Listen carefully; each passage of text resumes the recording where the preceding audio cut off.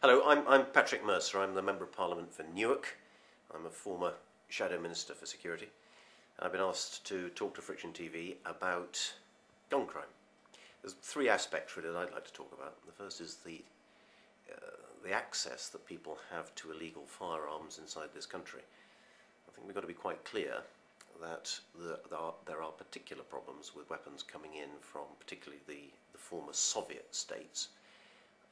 I was involved in this when I was serving in the army, that there is a huge temptation if you're serving in a place like Bosnia or indeed Iraq or Afghanistan, that it's quite possible to get your hands on these weapons, and that troops who take them possibly as legitimately as they can be had as souvenirs and illegally bring them back to this country, invariably those weapons don't end up as being hung above the fireplace as some sort of memento of what went on in a trouble spot.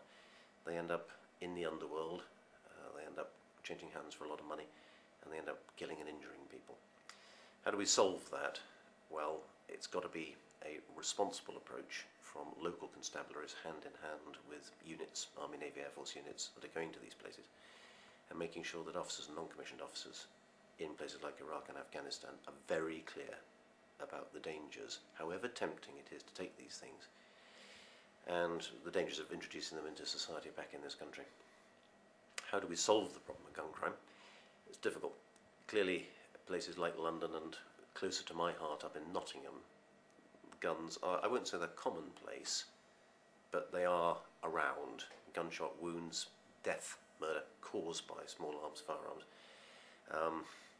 They are not unusual.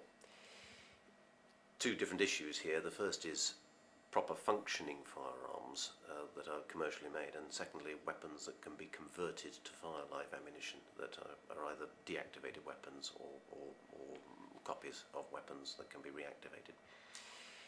I think the prevention is better than cure, a very easy thing for a politician to say. But above and beyond everything else, the fashion for carrying not just firearms but also edged weapons, knives, Stanley knives, bayonets, other things like that. We can only crack that by very careful involvement from families and from society generally in these areas which are generally speaking vulnerable.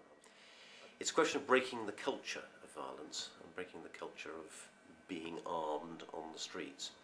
I don't think it is overwhelming, but it does happen, and of course it marches hand in hand with the gang culture. The only way that we can get around this is by education, by parental involvement, by using schools, other societies, and educating people to understand that there really is no need for violence at all. But once it escalates into the use of knives and firearms, then it becomes not just a problem, but a major menace to society. Lastly, I just want to cover perhaps the conspiracy theory that firearms are being provided somehow at government and under the aegis of the government to gangs, particularly in London. I know there have been some documentaries done on this. I find this absolutely remarkable, completely unbelievable. It reminds me a little bit of the stories that we used to hear when I was serving in Northern Ireland about one faction of the community being armed on a semi-official basis against another faction of the community. I can't see that there is any credibility in this at all.